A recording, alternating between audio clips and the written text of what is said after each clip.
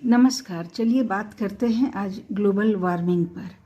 Global warming कई सालों से चर्चा का विषय रहा है और यह विषय ऐसा है जो भी कभी मध्यम नहीं पड़ने वाला है जब तक कि इसका समाधान होता नहीं। तो चलिए देखें ग्लोबल वार्मिंग है क्या।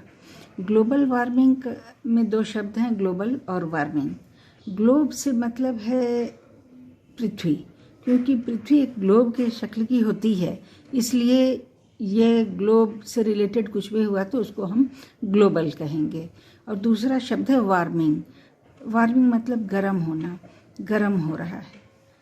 तो पृथ्वी यानी ये ग्लोब गर्म क्यों हो रहा है? आखिर कहीं ना कहीं कुछ ऐसी बात है जिससे कि पृथ्वी लगातार गर्म हो रही है और इसी कारण से ये घटना बहुत बड़ा विषय संसार का बना हुआ है।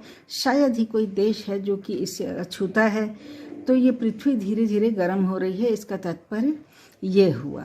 तो पृथ्वी क्यों गर्म हो रही है? क्या वास्तव में गर्म हो रही है? बिल्कुल, पृथ्वी वास्तव में गर्म हो रही है। इसका प्रमाण है कि ढेरों ग्लेशियर जो कि ऊंचे ऊंचे पहाड़ों पर हुआ करते थे वे कम हो रहे हैं, ग्लेशियर सिकुड़ रहे हैं। यह जानकारी है अंटार्कटिका का भी ग्लेशियर सिकुड़ रहा है। हिमालय पर भी कहा जाता है कि उतनी बर्फ़ देखी नहीं जा रही जितनी कि 30-40 साल पहले हुआ करती थी। उसके अलावा बहुत सारी नदियों में भी हिमानी यानी कि ग्लेशियर हुआ करते थे जो कि अब कम होते होते बहुत कम हो गए हैं। और पर्वतीय इलाकों में, घाटियों में बाढ़ें भी इसलिए बढ़ी हैं कि ये जो ग्लेशियर थे ये सिकुड़ रहे हैं, ग्लेशियर कम हो रहे हैं। तो ग्लेशियर का पानी जाता कहाँ है? बर्फ़ जाती कहाँ है? ये वातावरण गर्म हो रहा है, यानी कि ग्लोब गर्म हो रहा है। किसी एक देश का नहीं बल्कि पूरी पृथ्वी का गर्म हो रहा है, जिसके की कारण बर्फ़ पिघल रही है। तो बर्फ़ पिघल रही है तो ये पानी कहाँ जाता होगा? तो ये पानी बर्फ़ से पिघल करके पहाड़ों पर ही जगह जगह झील के रूप में जमा होता है। अब जगह जगह जहाँ पहाड़ों पर आड़ है वहाँ पर यह पानी रिस रिस करके टपक टपक के नीचे क्यों आता है? अब आप पूछेंगे कि नीचे क्यों आता है पानी? बर्फ़ का पानी पिघल के वहीं पे क्यों नहीं रह जाता? क्योंकि पानी जो है वो बर्फ़ से भारी होता है। पानी का घनत्व बर्फ़ के मुकाबले 10/9 मल्टीप्लाइड होता है। पानी का घनत्व ज़्यादा होता है। मतलब कि जब पानी बर्फ़ के रूप में जब जमता है तो फिर वो थोड़ा फैल जाता है, उसका वॉल्यूम बढ़ जाता है 10/9 के हिसाब से। तो इससे स्पष्ट हुआ कि वॉल्यूम बर्फ़ का ज़्यादा होता है। अगर उसी मात्रा का पानी हो तो वो अनुपात में कम होगा। यही कारण है कि रेफ्रिजरेटर में अगर हम पानी से भरी हुई बोतल फ्रीज़र के अंदर रख दें, बर्फ़ के साथ रख दें, तो थोड़ी देर में वो बोतल क्रैक हो जाती, फट जाती है। क्यों? क्योंकि जब वो बर्फ़ में वो कन्वर्ट होने का उसका क्रम शुरू होता है तो वह फैलती है। इसी कारण जब हम फ्रिज में पानी की बोतल रखते हैं जमाने के लिए तो हमें थोड़ा खाली जगह छोड़ना चाहिए, वरना बोतल क्रैक कर जाएगी। तो ये कारण है कि पानी जब बर्फ़ पिघलती है तो पानी भारी हो जाता है। भारी होने के कारण नीचे आता है। नीचे अब पहाड़ों से कहाँ आएगा? पहाड़ों में जहाँ जहाँ घाटियाँ होंगी, जहाँ जहाँ ऐसी जगहें होंगी जहाँ की कुछ बाउंड्री या रेलिंग जैसी कोई चीज़ होगी, चाहे वो मिट्टी का हो या बर्फ़ का हो या किसी भी अन्य प्राकृतिक वस्तु का हो, वहाँ पर जहाँ भी तालाब नुमा स्ट्रक्चर मिलेगा वहाँ पर ये बर्फ़ पिघल करके पानी के रूप में कन्वर्ट होकर के वहाँ पर जमा होगी। इस तरह की जो बड़ी बड़ी रचनाएं पहाड़ों पर होती हैं उन्हें हम कहते हैं ग्लेशियर लेक्स, यानी ग्लेशियर झील। तो हिमालय में भी है। जहाँ जहाँ बर्फ़ के पहाड़ हैं वहाँ पर जहाँ भी बर्फ़ पिघलती है तो वहाँ पर प्राकृतिक रूप से ग्लेशियर झील या ग्लेशियर लेक होते हैं। लेकिन होता क्या है कि जब ग्लोबल वार्मिंग होती है उसमें बड़े असामान्य ढंग से जब बर्फ़ पिघलती है तो यही पानी जो कि बर्फ़ के पिघलने से बना हुआ है नीचे को आता है तो ज़्यादा मात्रा में होता है। इस कारण ग्लेशियर झील इस तरह के पहाड़ों में संख्या में ज़्यादा होती जाती हैं। जैसे जैसे ग्लोबल वार्मिंग बढ़ेगी वैसे वैसे चोटियों पर जमा बर्फ़ पिघलेगी और पानी नीचे आएगा और झीलों की संख्या भी बढ़ती जाती है। करीब 10-12 साल पहले जब कोसी में भयानक बाढ़ आई थी तो उस वक्त यह चर्चा थी कि हिमालय में 700 कम से कम ग्लेशियर झील्स हैं।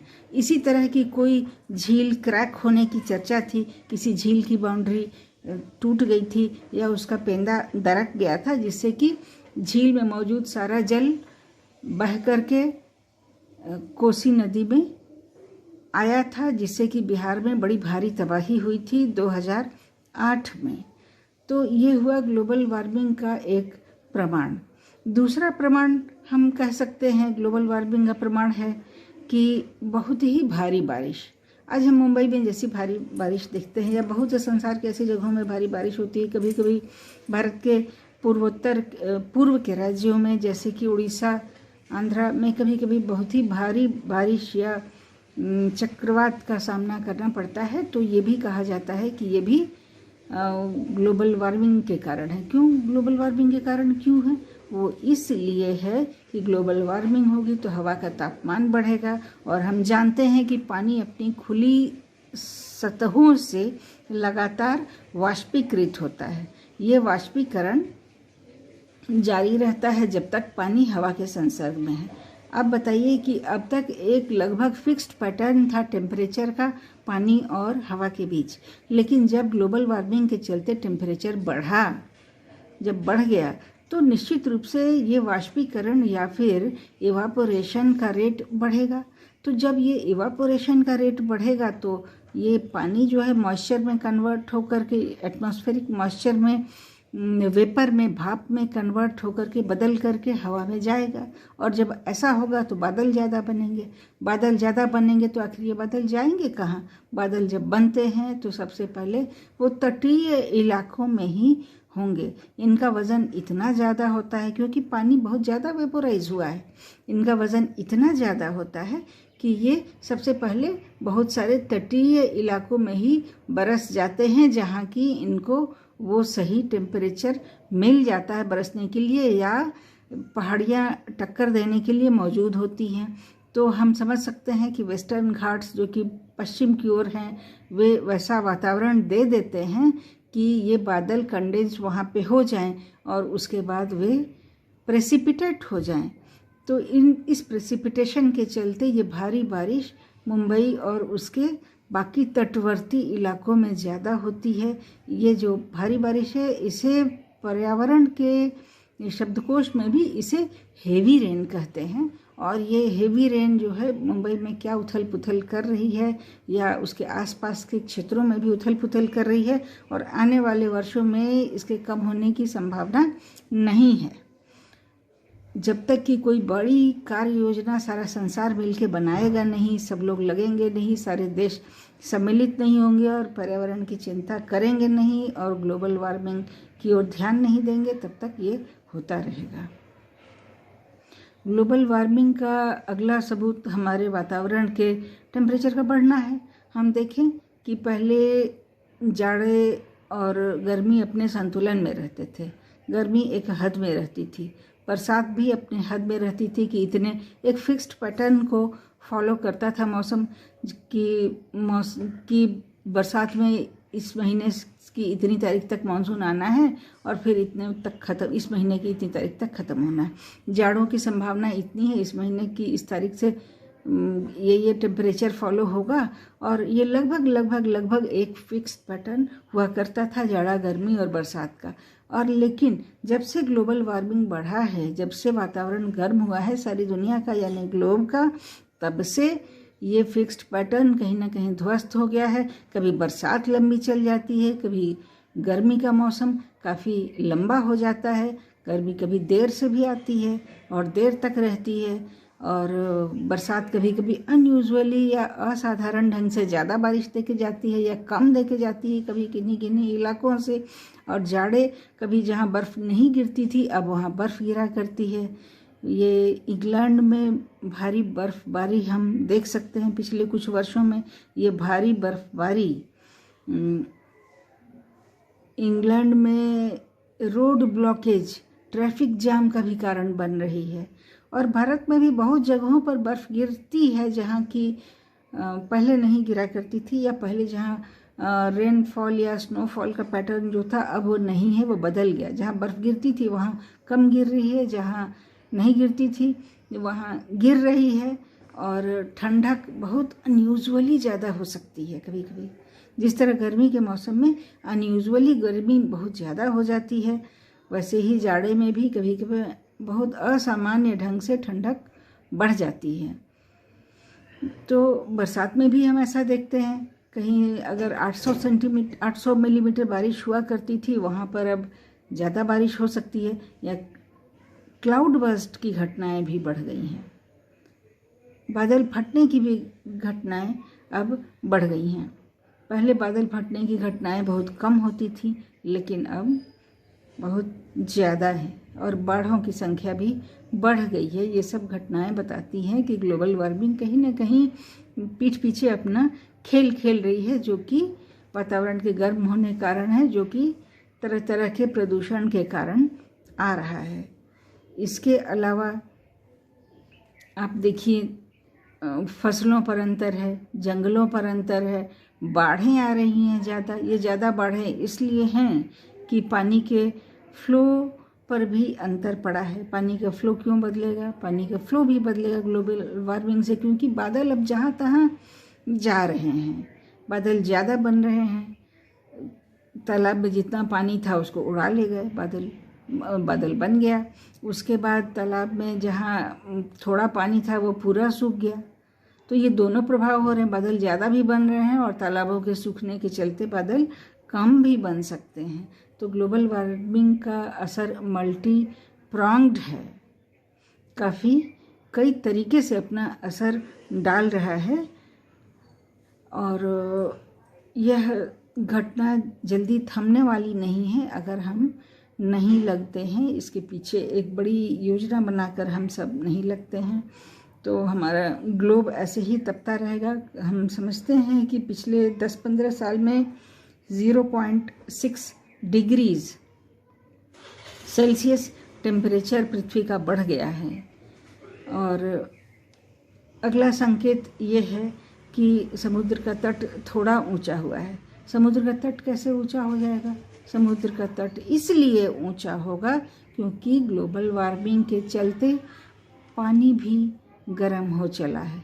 पानी के गर्म होने से पानी का आयतन बढ़ा है और डेंसिटी यानी घनत्व कम हुआ है। तो आयतन बढ़ने के चलते समुद्र का पानी कहीं ना कहीं थोड़ा बहुत फूला है, ऊंचा हुआ है। तो ये ऊंचा कैसे, ऊंचे होने से क्या प्रभाव पड़ेगा? ऊंचा होने से वो भूमि में, वो तटों पर ज़्यादा इनक्रोच करेगा, ज़्यादा इनक्रोच कर रहा है। थोड़ा भी ऊंचा होगा तो वो कई मीटर, कई किलोमीटर अंदर वो घुसेगा।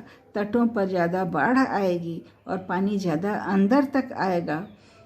और तटों पर बाढ़ के चलते बाढ़ में जो तबाही या मारामारी होती है वो भी होगी। तो ये सब संकेत हैं जिससे कि पता चलता है कि ग्लोबल वार्मिंग कहीं ना कहीं है और हम सब इसकी मार को धीरे धीरे झेल रहे हैं। पता तेज़ी से इसलिए नहीं लग रहा है क्योंकि ये धीरे धीरे धीरे धीरे हमारे जीवन में छा रहा है। अगर एक ही दिन में कोई बहुत बड़ी कैलामिटी या विपत्ति आ जाती है तो समझ में आ जाती है बात, लेकिन चूँकि धीरे धीरे धीरे धीरे वातावरण में पिछले 20-25 सालों में बहुत गहरा अंतर आ गया है, इसलिए लोगों को जल्दी समझ में भी नहीं आ रहा है। तो अगले वीडियो में हम बात करेंगे कि ग्लोबल वार्मिंग का और क्या क्या रूप है और इसके कारण क्या क्या हैं। इस तरह की कई बार हम अब मिलेंगे, कई बार चर्चा करेंगे जिसमें कि हम इस समस्या के बारे में सोचेंगे। आशा है आपको हमारा वीडियो अच्छा लगा होगा और आप अपने प्रश्न भी पूछ सकते हैं या हमें सुझाव भी दे सकते हैं हम क्या क्या मुद्दे उठाएं। यदि कोई मुद्दा आपको नहीं समझ में आया तो आप वो भी पूछ सकते हैं। और यदि आपका कोई विषय है या टॉपिक है जो कि आप पूछना चाहते हैं और या चाहते हैं कि हम उस पर वीडियो बनाएं तो वो भी आप कृपा करके हमें बताएं, हमें अच्छा लगेगा। बातों बातों में यूट्यूब चैनल के तहत मैं डॉक्टर हेम श्रीवास्तव आपसे विदा लेती हूँ। आशा करती हूँ फिर जल्दी मिलेंगे। नमस्कार, जय हिंद।